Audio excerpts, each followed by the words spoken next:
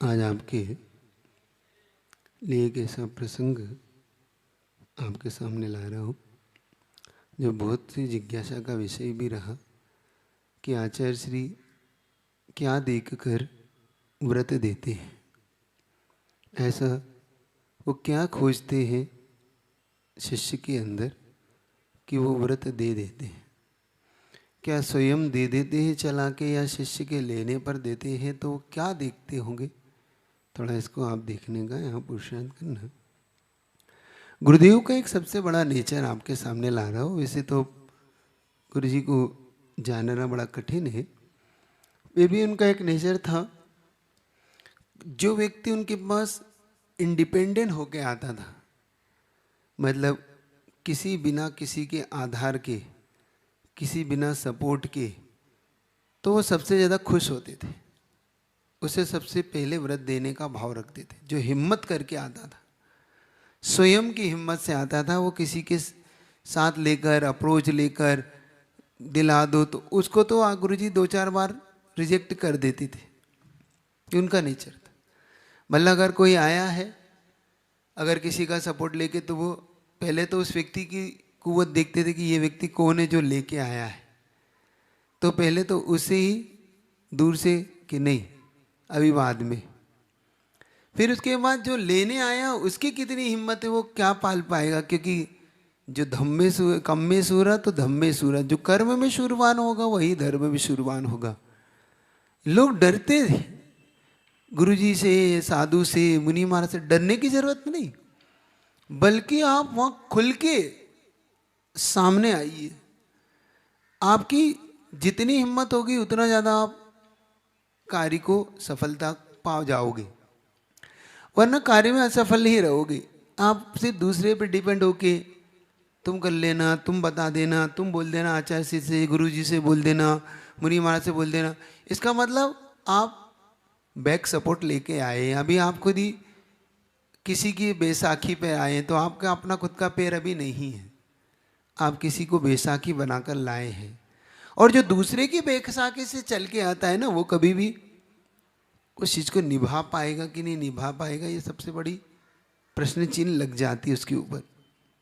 तो यहां समझना गुरुजी को क्या पसंद था, क्यों गुरुजी किसी के लिए। और हमें लगता है वो सामने वाला की उदंडता, और गुरुजी को ये सबसे ज्यादा भाती है हमें लगता है उदंडता, और उन्हें पसंद आती है। देखो एक चीज प्रसंग होता, पूज्य सुधा सागर जी महाराज को जब व्रत लेने पहुंचे तो कैसे पहुंचे। 1978 में गुरुजी के पास वो दिवाली के दिन नैना गिरजी में जिस समय वो पहुंचे, तो नैना गिरजी क्षेत्र होगा, तो वहाँ पर वो पहुंचे व्रत लेने की भावना से, क्योंकि उनके अंदर गुरुजी को देख के एक गजब का आकर्षण उनके मन में था, और वो चाहते थे कि चलो व्रत लेने। ये प्रसंग उन्होंने कभी अपनी स्वाध्याय के दौरान, कक्षा के दौरान बताया था। तो पहुंचने के बाद वो वहाँ पर पहुंचे तो देखा कि आचार्य श्री जिस रूम में बैठे वहाँ पर दरवाजे पर खड़े हो गए। जैसे इतने में समय सागर जी महाराज आ गए। छुल्लक, उस समय वो छुल्लक थे। तो महाराज को वहाँ पर खड़ा कर देख के तो उन्होंने कहा कि देखो, जब ये ब्रह्मचारी थे, मतलब लेने के लिए आए थे व्रत सुधा सागर जी महाराज, तो कहते सुनो, समय सागर छुल्लक जी समय सागर जी कहते सुनो, हम अंदर जा रहे हैं, किसी को अंदर आने नहीं देना, दरवाजे पे खड़े रहना। उन्होंने कहा ठीक है। और जब वो अंदर गए तो वो छुल्लक थे, और जब तो धीरे धीरे बाद निकले तो एलक थे। मतलब समय सागर जी की एलक दीक्षा हो गई, किसी को नहीं पता, सिर्फ उन्हें पता। तो बड़ा आश्चर्य हो कि भाई एलक हो गया गए। और जैसे समय सागर जी निकले एलक बन के, इन्होंने तुरंत अंदर से दरवाजा लगा लिया। तो गुरुजी ने पूछते क्या कर रहे हो, देखो ना हिम्मत, ये क्या कर रहे हो तुम। तो गुरुजी से बोलते हैं मैं आपसे व्रत लेने आया हूं, मैं आपसे व्रत लेना चाहता हूं, लेकिन आप संकल्प करो कि आप किसी को नहीं बताओगे। क्या, कौन कह रहा है, सुधा सागर जी महाराज जिस समय ब्रह्मचारी अवस्था में गिरे कि आप ये संकल्प करो कि आप किसी से नहीं कहोगे। तो उन्हें क्यों नहीं, अगर आप किसी को कह दोगे तो वो मुझे ले जाएंगे, घर वाले बाधा उत्पन्न करेंगे, वो हो सकता है मेरे लिए नियम तोड़वाने की कोशिश करे, इसलिए। तो गुरुजी ने कहा अच्छा व्रत लेना चाहते हो, अच्छा कितने साल का लेना चाहते हो, कितने साल का, आजीवन दे दो। कहीं आजीवन नहीं, 5 साल का भी ले लो, बाद में काम बाद का देखेंगे। और 5 साल का व्रत लेने के बाद फिर महाराज के देखा आप किसी से कहना नहीं, आप ये ध्यान रखना। ये हिम्मत जब शिष्य के अंदर होती है तब गुरु प्रसन्न होता है। सुन रहे हो, हम डरपोक होके डर के तो प्रसन्न गुरुजी नहीं होते थे। उन्हें प्रसन्नता इस बात की होती कि हाँ ये जब यहाँ है तो वहाँ भी चला लेगा, मतलब खुद के ऊपर डिपेंड होके। और मैंने कई ऐसे केसों में देखा, 1-2 ऐसे भी केस आए जो मेरे सामने, महाराज जी उन पंडित जी के साथ, उन पंडित जी के साथ जाना चाहते। मैंने कौन से पंडित के साथ जाने चाहते हो, मैं क्या व्रत चाहिए नहीं चाहिए तुम्हें, महाराज जी चाहिए। तो मैंने किसी पंडित के पास जाओ, तुम्हें अगर व्रत चाहिए हो तो बस खुद अपनी हिम्मत करके जाओ। आचार्य जी नहीं सुनेंगे, मैंने कहा आचार्य जी नहीं सुने तो भी सुनेंगे, तुम बस अपनी बात रखना सीखो।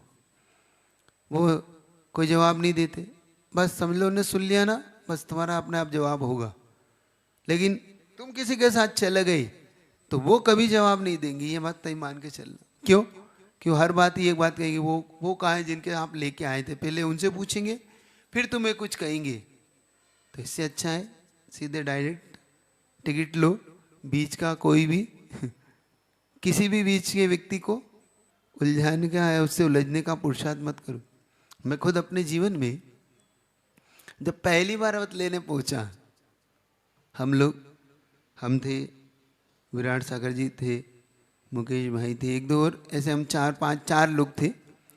जब पहली बार हम लोग व्रत लेने नेमावर में पहुंचे, वो जून का महीना, भीषण गर्मी का महीना, ऐसे हम लोग गुरु जी के पास बैठे हुए थे।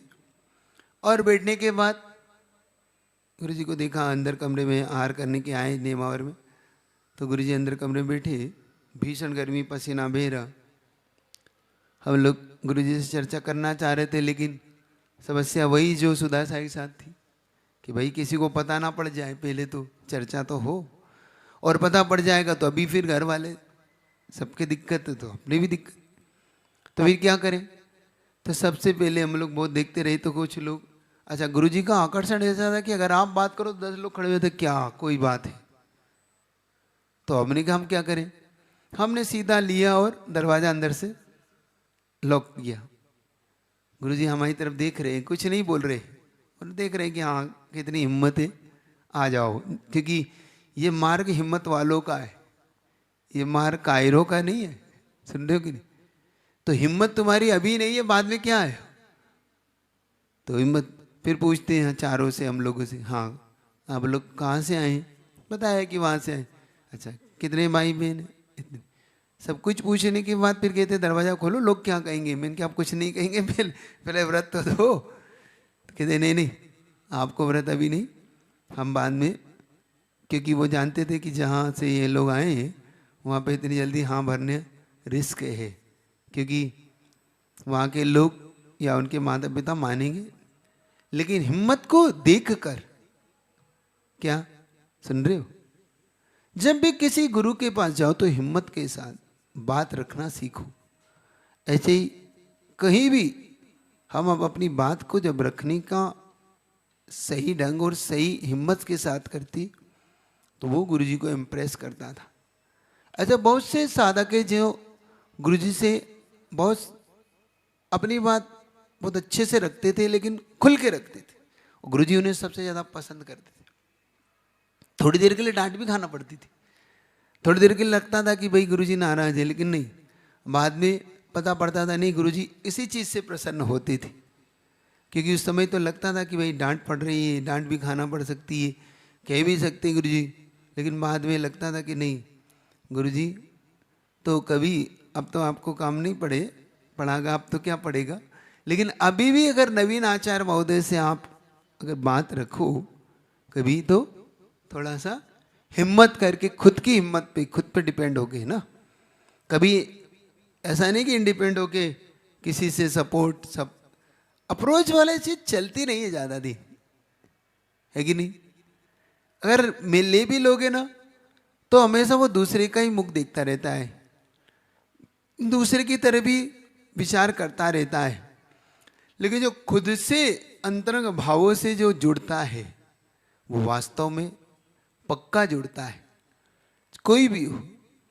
बहुत से ऐसे साधकों ने अपनी उस साधना के बल पर, साधना मतलब वो अपनी स्वयं के पुरुषार्थ के बल पे उन्होंने गुरुजी को इम्प्रेस भी किया और पाया भी, ऐसा नहीं?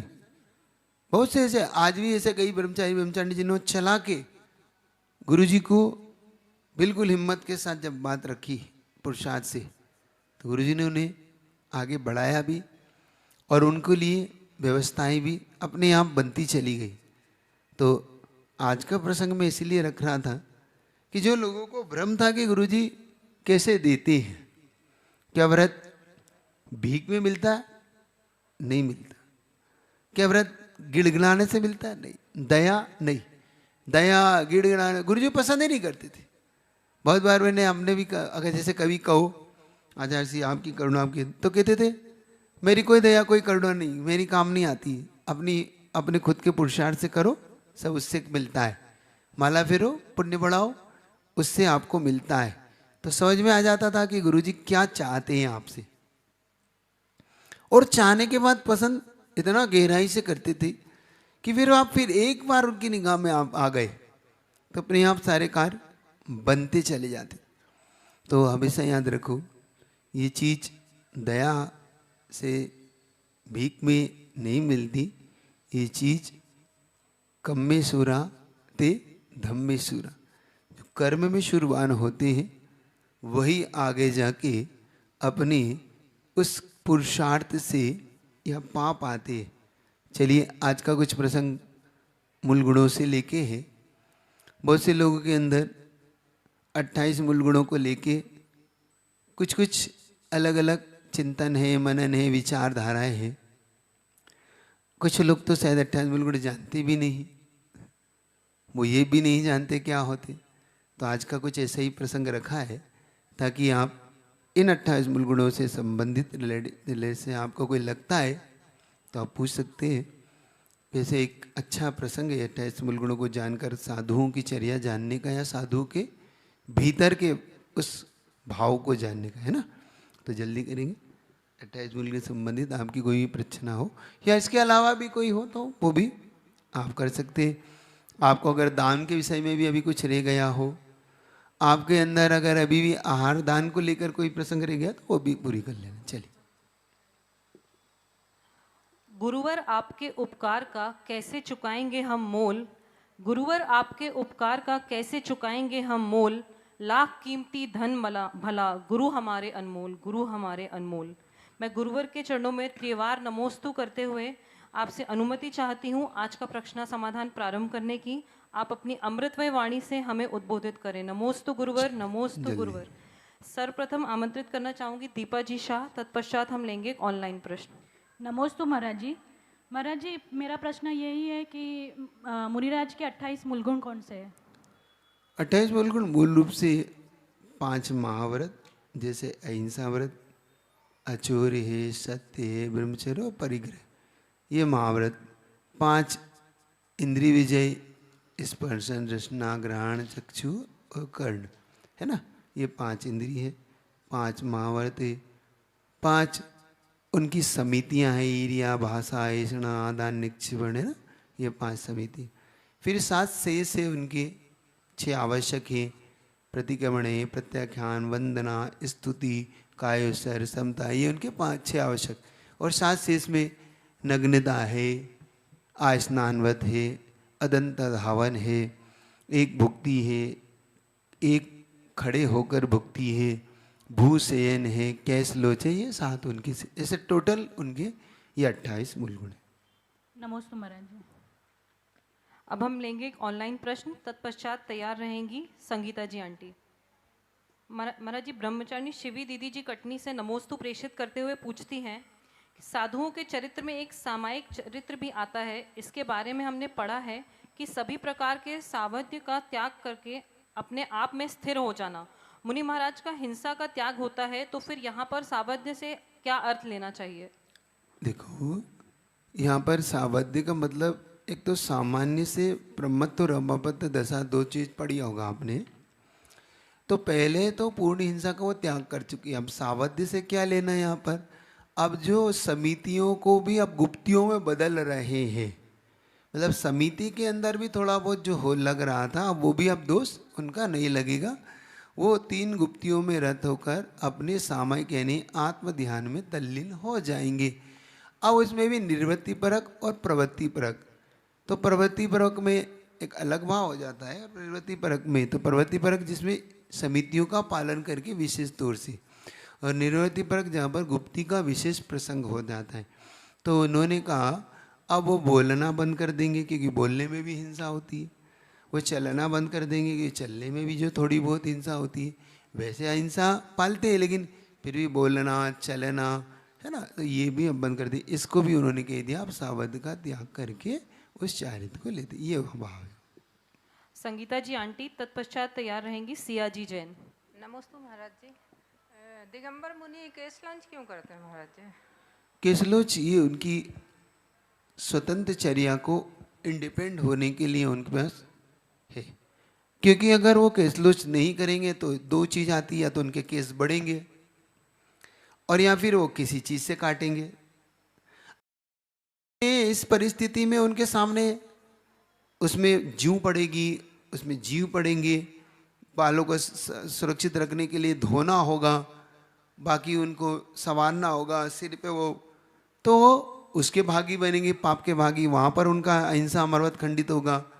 एक बात, अगर कटिंग करते हैं तो याचना करना पड़ेगी कि किसी से उस्तरा मंगाओ, किसी से कुछ रखो, उसमें भी उन्हें दोष लगे क्योंकि हर 2 महीने में, हर 1 महीने में, हर 15 दिन में आप, तो इसलिए गुरु आचार्य या तीर्थंकरों ने इस चर्या को इतना इंडिपेंडेंट कर दिया क्योंकि याचना परी से उनका याचना भी ना करना पड़े, इसलिए उन्होंने सीधा लिया और अपने हाथ से ही इसको। और पहली बात, दूसरी बात, भेद विज्ञान का एक इतना बड़ा ये प्रमाण है कि दिगंबर साधु से मुख से कहता नहीं आत्मा अलग है शरीर अलग है, ये करके दिखाता है कि आत्मा अलग है और शरीर अलग है। ये भेद विज्ञान है उनके पास। इस बल पे वो शरीर से निर्मोही होकर अपने केसों को उखाड़ के ये इस चीज का पुष्ट करता है कि साधु सिर्फ बातों में नहीं है, वो अपने इसको चर्या को निभाता है। तो पहली बात, याचना ना करना पड़े, उस तरह छुरी ये सब रखना ना पड़े, हिंसक उपकरण है ये सब। याचना करना, मांगना, किससे मांगोगे, ये जीतने के लिए वो अपने हाथ से केसलोच उखाड़ते हैं। और विशेष तौर से भेद विज्ञान की ये चरम सीमा है, आत्मा और शरीर का ये बहुत बड़ा ज्ञान उनके पास है, उस बल पे ये केसलोच करते हैं। सिया जी जैन, तत्पश्चात तैयार रहेंगे शरद अंकल जी। नमस्ते महाराज जी लोग नहाते क्यों नहीं है? बात वहीं आके टिकेगी। स्नान करने का मुख्य कारण है 2। पहला तो या तो आप शरीर के अंदर गंदगी पसंद नहीं करते, दूसरा कारण ये स्नान करेंगे तो आप संस्कार शरीर को सजाना चाहते हैं।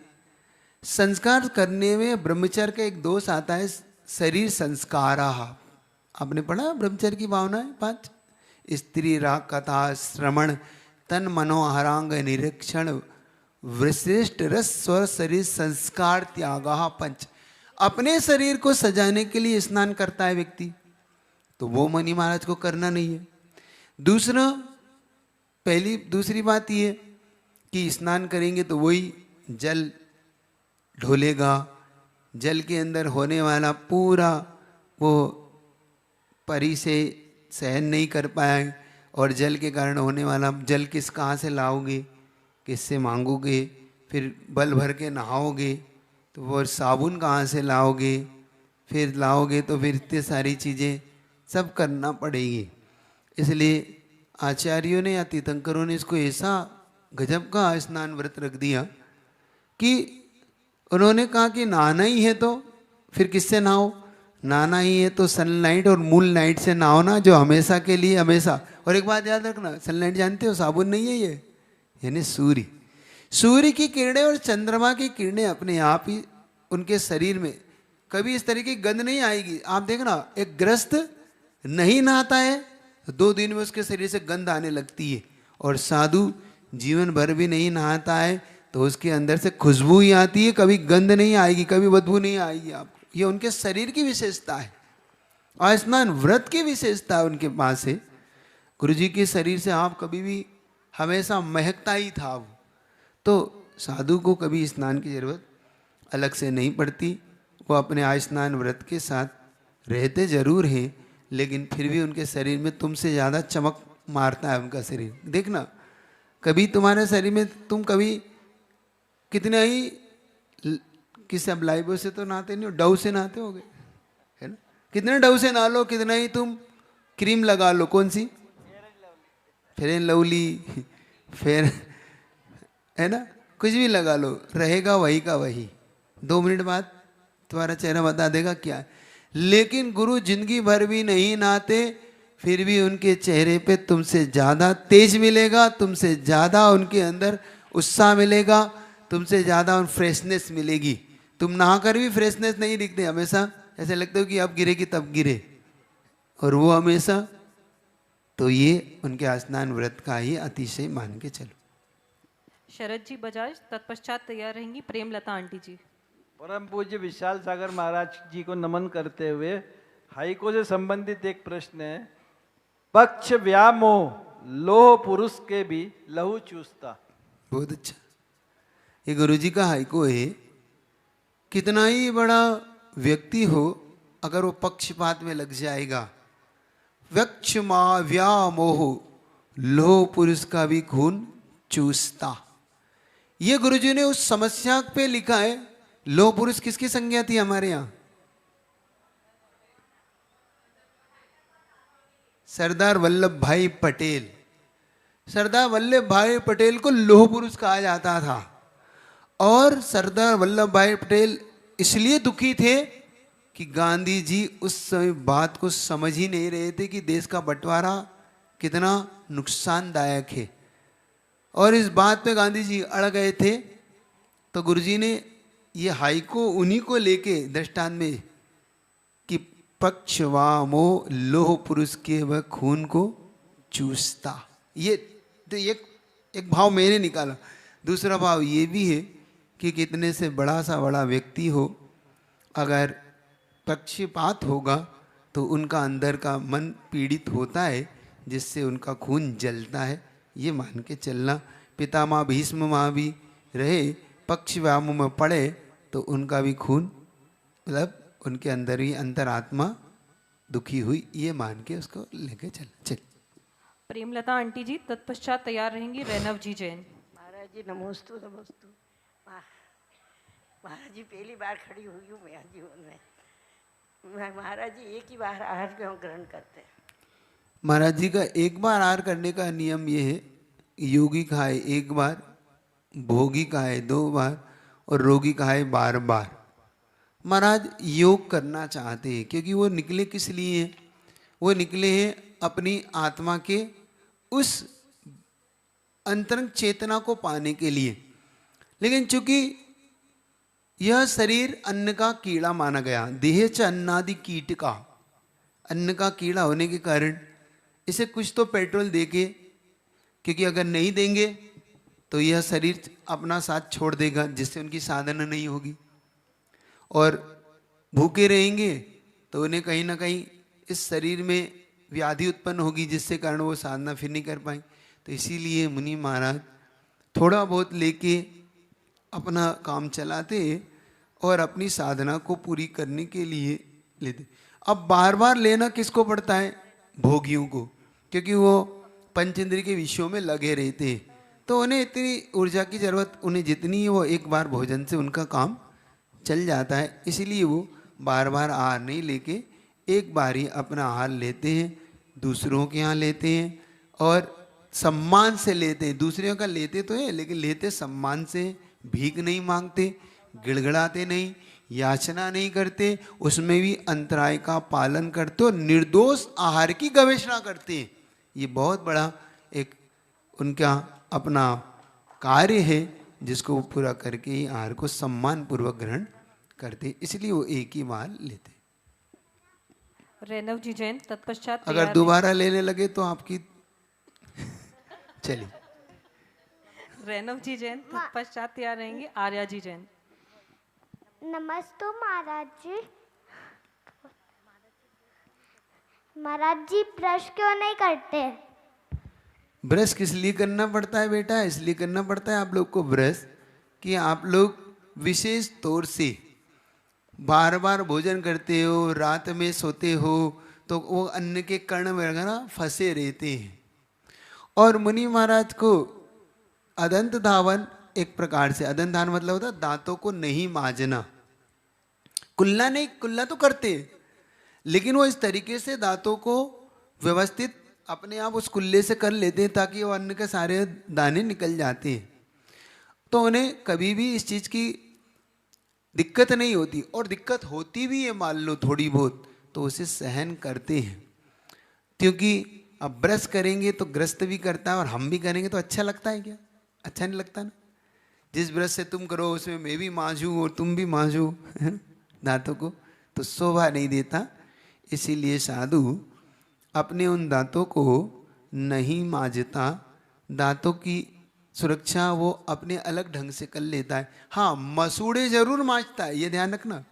दंत धावन का मना है, मसूड़े को नहीं।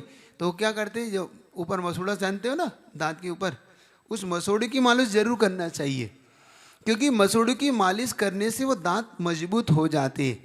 आप ऐसा सोचते हैं ना मजबूत दांत कैसे होंगे महाराज, फिर तो दांत जल्दी गिरेंगे। नहीं, उन मसूड़ों की मालिश कर लेते हैं वो दांत को छोड़ के, क्योंकि मसूड़े में जीव नहीं होते। दांतों के अंदर जब वो परत सी चढ़ने लगती है तो उस पर सूक्ष्म जीव की उत्पत्ति होने लगती है, और उस परत को निकालने पर सूक्ष्म जीव की हत्या होगी।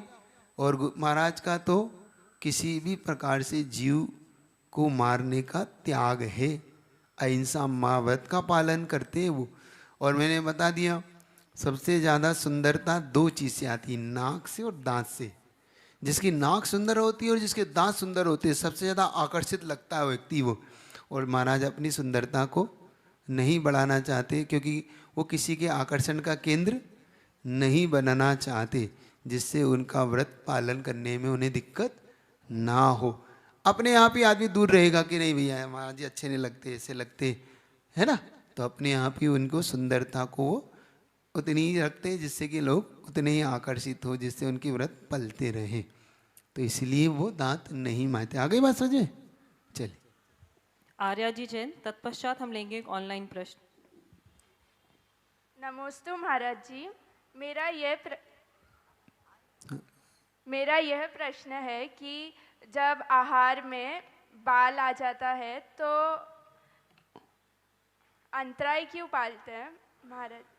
देखो, बाल एक प्रकार का अल्प मल माना गया। मल जानते हो, कचरा है, गंदगी है। अब जब बाल जो आपके सिर में लगा है, आपके बाहों में लगा है, अब वो जब आपके हाथ में गिरेगा तो गिलानी उत्पन्न होती है ना कि हम ये बाल आ गया। तो मुनि महाराज को गिलानी उत्पन्न करेगा है कि देखो अब ये बाल की चीज कैसे खाएं, ये तो उसका आलम किसके सिर का है, किसका है, और गंदा लगता है, तो मल माना गया। तो इसीलिए मुनि महाराज, अब वो ऐसा भी नहीं कि निकाल के खा ले, क्योंकि निकाल के खाने में गिलानी तो आ ही रही है। अब फेंक दे तो फेंकने का भी अंतराय उनको है, छोड़ भी नहीं सकते, तो इसीलिए वो पूरा छोड़ देते हैं, भोजन को ही छोड़ देते हैं। तो ये प्रायश्चित है उनके लिए एक प्रकार का। दूसरा, ये उनकी चर्या में सिंह चर्या बता रहा है कि नहीं मिलेगा तो हम निर्दोष आहार को करेंगे, वरना सदोष आहार नहीं लेंगे, हम इसी समय छोड़ देंगे। इसीलिए मुनि महाराज की ये बताता है कि मुनि महाराज गृद्धता नहीं रखते उस आहार में। समझ रहे हो? आप ग्रस्त क्या करते हो, आपको तो अंतराय आता ही नहीं शायद। अच्छा, किसी कोई है का ग्रस्त जिसको अंतराय आया बाल बाल? तुम बहुत पुण्यशाली हो, आ ही नहीं सकता तुम्हें बाल। और पापी लोगों को आता है, हम लोग सब पापी हैं क्योंकि हमें बाल आता है। ये बात अलग है कि तुम बिना देखे खाते हो इसलिए नहीं आता है। दूसरा, बाल सहित खाने पर भी स्वर भंग हो जाता है, याद रखना। वो अगर गले में अटक जाए ना, इसलिए भी अंतराय कर देते हैं मुनि महाराज। ठीक है, चलिए। अब हम लेंगे एक ऑनलाइन प्रश्न, उसके बाद तैयार रहेंगी रश्मि जी, उसके बाद तैयार रहेंगी रजनी जी जैन। महर्षि रश्मि जी जैन नमोस्तु प्रेषित करते हुए पूछती हैं कि बच्चों से हम आहार दिलवाते हैं तो उनकी अज्ञानतावश कभी अंतराय आ जाता है, तो ऐसे में बच्चों का दोष उनकी माँ को लगेगा क्या? बिल्कुल लगेगा, पूरे परिवार को लगेगा, क्योंकि आपने असावधानी बरती है। ये नहीं करना चाहिए। मैंने बहुत बार चौके में देखा कि जो पेरेंट्स हैं या जो वहाँ के लोग हैं, पहले ही गिलास से बच्चे को दिलाने लग जाते हैं। और कोई थोड़ा सा कोई उन्हें कहता है कि देखो बच्चों को बाद में दिलाना, तो कहते हैं नहीं, बच्चा कब सीखेगा। तो ये सिखाने का समय नहीं है उसका। इस समय मुनि महाराज का आधा आहार पौन से ज़्यादा होने के बाद बच्चे को फिर सिखाइए।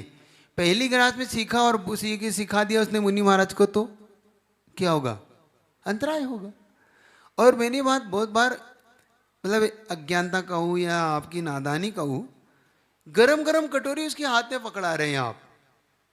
मतलब देखना, वो 6-7 साल 8 साल का भी बच्चा है और उसे कह रहे हैं हाँ ले बेटा तू दे ले पहला गिलास, वो दे रहा है और वैसा ऐसा कर रहा है।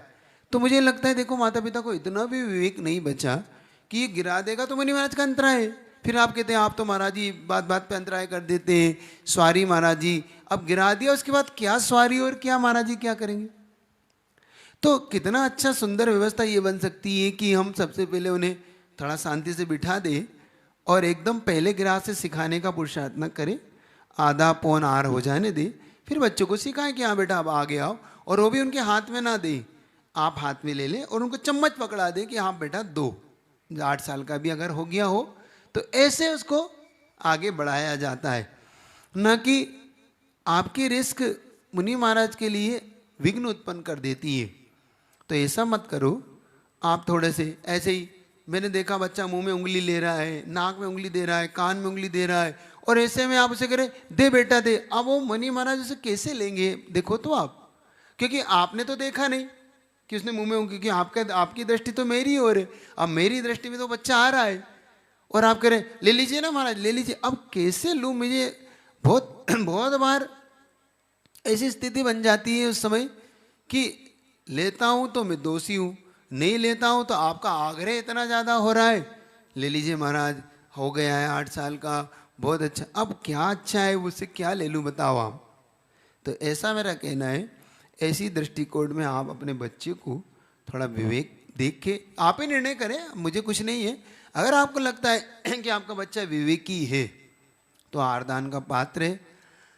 आपको लगता है कि 8 साल नहीं 15 साल के होने पर भी इसका विवेक अभी नहीं है, चंचलता है, ये बहुत ज़्यादा अभी समझता नहीं है, तो उसे थोड़ा सा धैर्य रख ले और थोड़ा सा विवेक उसको आने दें, समझाएं, बार बार उसको थोड़ा सा शिक्षा दे तो वो सीख सकता है और आहारदान दे सकता है। तो डिपेंड करता है, माता पिता थोड़ा सा विवेक जागृत होकर ही आहारदान दिलवाएं, बहुत जल्दीबाजी ना करें। उत्साह अपनी जगह है और अनादर भाव होना अलग जगह है। तो अगर महाराज जी को झूठा जाएगा, महाराज जी के साथ अगर अंतराय आएगा तो निश्चित तौर पे माता पिता इसके महान दोषी होंगे, इस पाप के भागी वो लोग होंगे। रजनी जी जैन, तत्पश्चात तैयार रहेंगी आराध्या जी जैन। नमस्ते महाराज जी।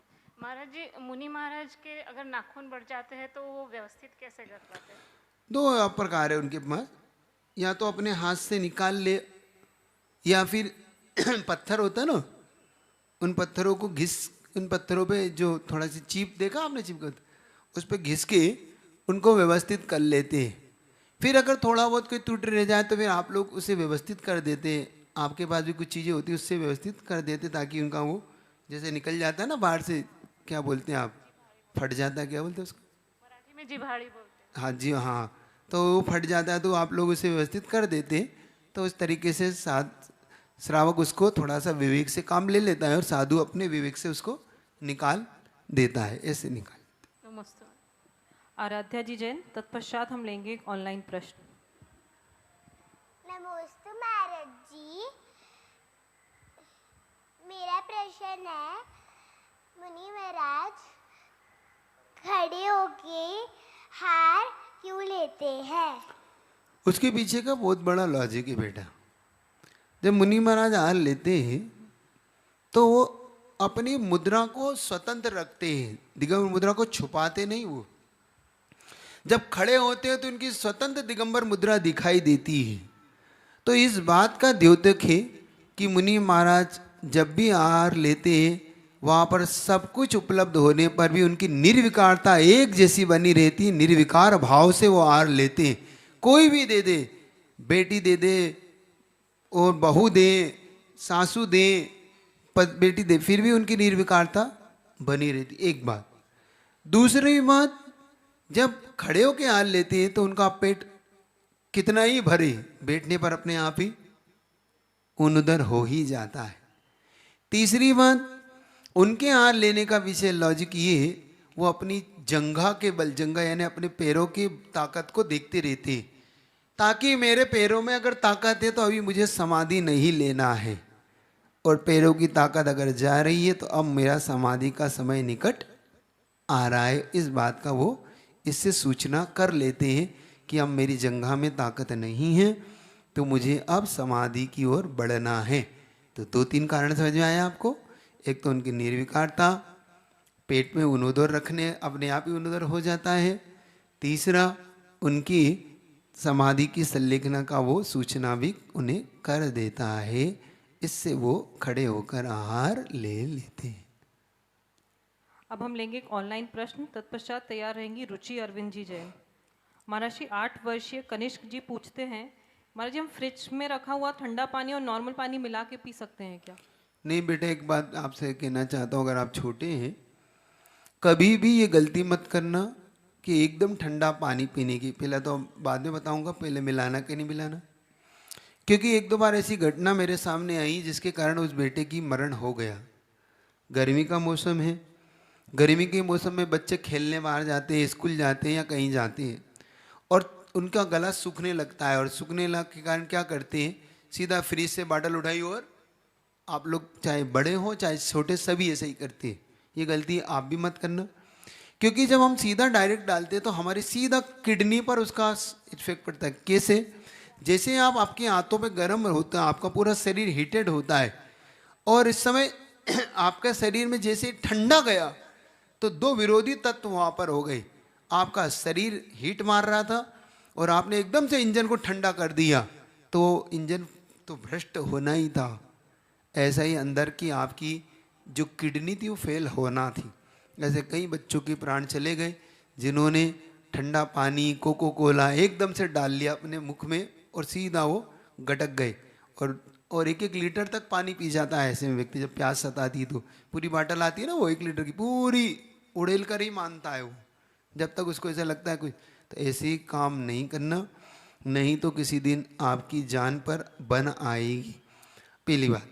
दूसरी बात, फिर क्या करें महाराज? तो नियम लो। पहले आपके पूर्वज क्या करते थे, जैसे ही कोई ऐसा आता था तो सबसे पहले गुड़ और चना रखते थे उन्हें, ध्यान है आपको? फिर वो 5 मिनट गुड़ चना जब खा लेता था तो उसका टेम्परेचर अपने आप ही शरीर का डाउन होता। फिर उसको देते थे लोटा भर के पानी, फिर वो पीता था धीरे, चुल्लू से ऐसे धीरे धीरे करके, धीरे धीरे गुटकता था पानी को। तो ये जो इंग्लिश तरीका है आपका, ये तो सबसे खराब तरीका। पहली बात। पीना भी हो तो आप थोड़ा सा 2-3 मिनट अपने शरीर को ठंडा करिए, मतलब टेम्परेचर को, फिर डीप डीप करके पीजिए, मतलब चूस चूस के।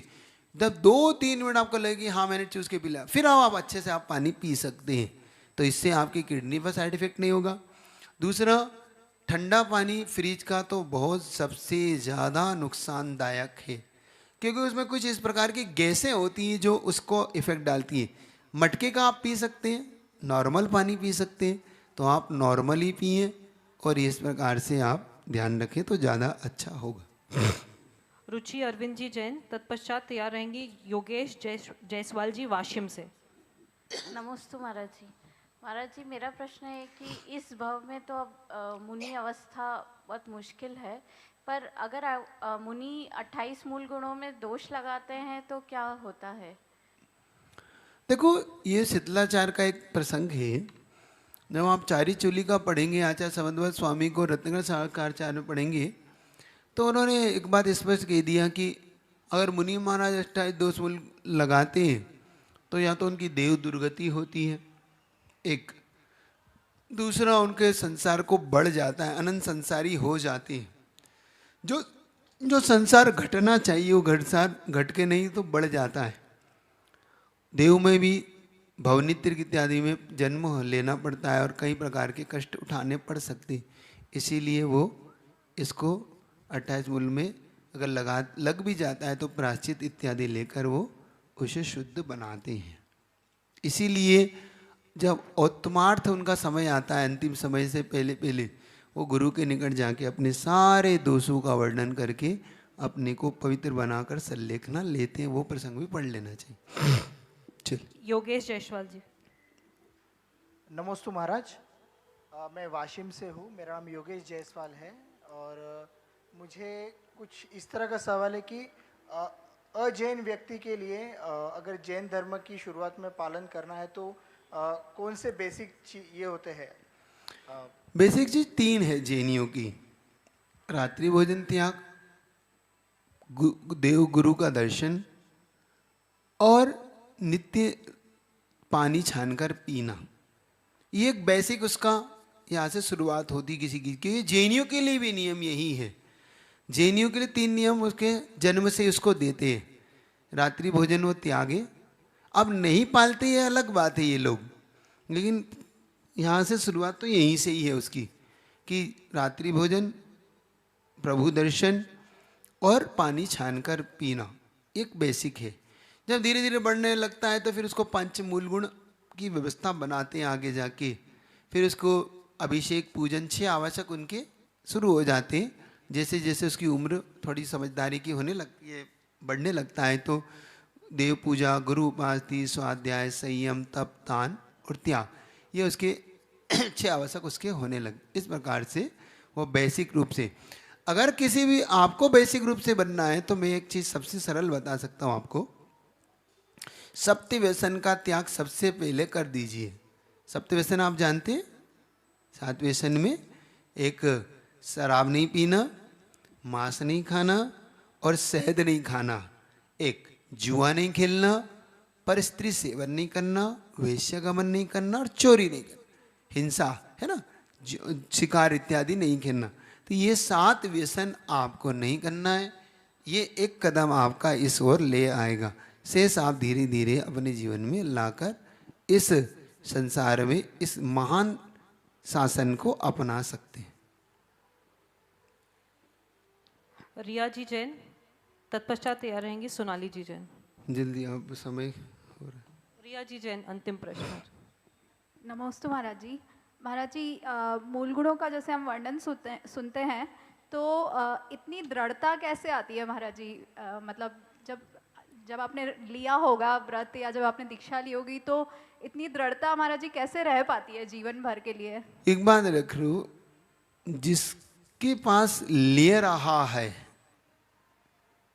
जब व्यक्ति लेता है ना, तो जिससे वो लेता है सबसे ज्यादा वो दृढ़वान होता है, तो लेने वाला अपने आप दृढ़वान हो जाता है। मेरा गुरु इतने दृढ़वान थे कि हम सब अपने आप दृढ़वान हो गए।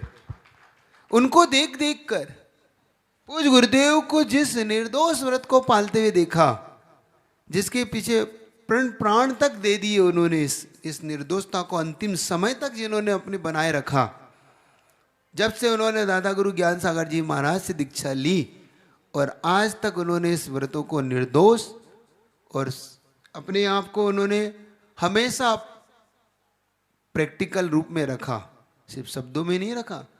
गुरुजी प्रयोग धर्मी थे, वो कहते बाद में थे, पहले करते थे।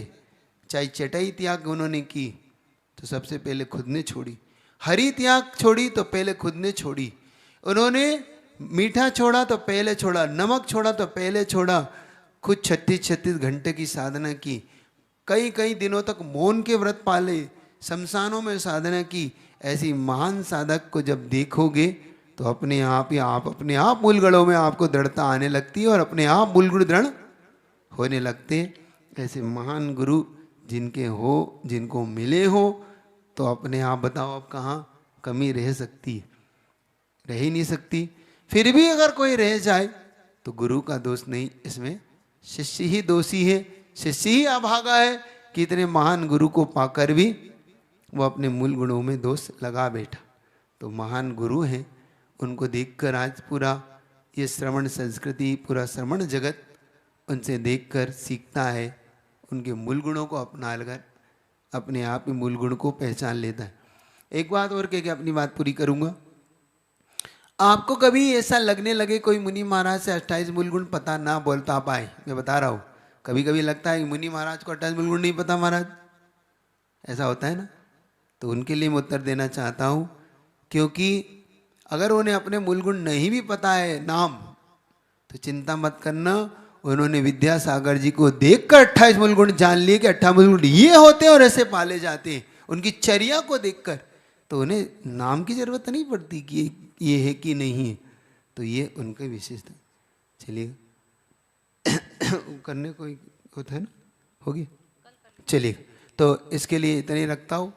अब इसमें शेष करने लाएं कि आगे कोई और कोई नया सब्जेक्ट लेना है आपको?